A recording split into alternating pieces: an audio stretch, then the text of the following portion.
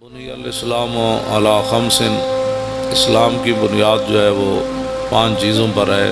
اسلام کے 5 ستون ہیں جن پر اسلام کی عمارت جو ہے وہ کھڑی ہے۔ ان میں سے پہلی چیز ہے لا الہ الا اللہ محمد الرسول اللہ، اور دوسری چیز نماز پڑھنا، اور تیسری چیز روزہ رکھنا، اور چوتھی چیز زکوٰۃ دینا، اور 5ویں چیز حج کرنا جب کہ حج کی انسان طاقت رکھتا ہو۔ یہ اسلام کی 5 بنیادی چیزیں ہیں جن کو نبی علیہ السلام نے خود بیان فرمایا۔ اسلام کی بنیادی 5 چیزیں ہیں، اور نبی علیہ السلام نے ارشاد فرمایا کہ ایک وقت آئے گا اذا اتخذ الفیء دولا، کہ لوگ قومی خزانے جو ہیں وہ مال غنیمت ایک عام دولت سمجھ کر لوگ کھا جائیں، اور میرے آقا مولا صلی اللہ علیہ وسلم نے فرمایا والغنیمت مغنمن، اور لوگ مال غنیمت والغنیمت مغنمن، غنیمت کو لوگ ایسے شیر مادر کی طرح لوگ کھا جائیں گے، والزکوٰۃ مغرمن، اور حضور نے فرمایا ایک وقت آئے گا لوگ زکوٰۃ کو چٹی سمجھیں گے کہ جی یہ زکوٰۃ دیں گے تو پھر ہمارے پاس بچے گا کیا۔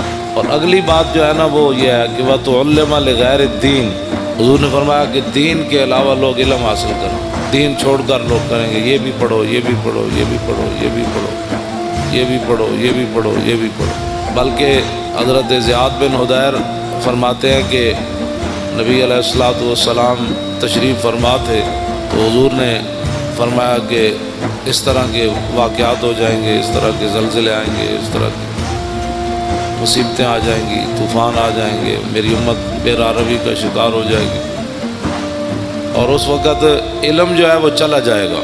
حضرت زیاد بن حدیر کہتے ہیں کہ میں نے عرض کی کہ علم کیسے چلا جائے گا، علم تو نہیں جائے گا۔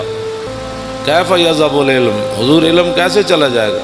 نحن نقرأ القرآن، ہم نے قرآن آپ سے پڑھا ہے، وَنُقْرِئُ أَبْنَاءَنَا، ہم اپنے بچوں کو قرآن پڑھائیں گے، وَيُقْرِئُ أَبْنَاؤُنَا أَبْنَاءَهُمْ إِلَىٰ يَوْمِ الْقِيَامَةِ، فرمایا قیامت تک ہمارے بچے، پھر ان کے بچے، پھر ان کے بچے، پھر قیامت تک وہ قرآن پڑھاتے رہیں گے۔ علم کیسے چلا جائے؟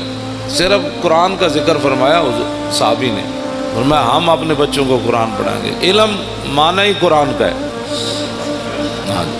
جس بندے کو قرآن نہیں آتا اس سے بڑا جاہل کون ہے کائنات میں؟ جس بندے کو دیکھ کر بھی جو ہے وہ 1 گھنٹہ سپارہ لگاتا ہے پڑھنے کے لیے، تو اس بندے کو کیا پتہ ہے کہ وہ سورہ بقرہ کا کیا معنی ہے؟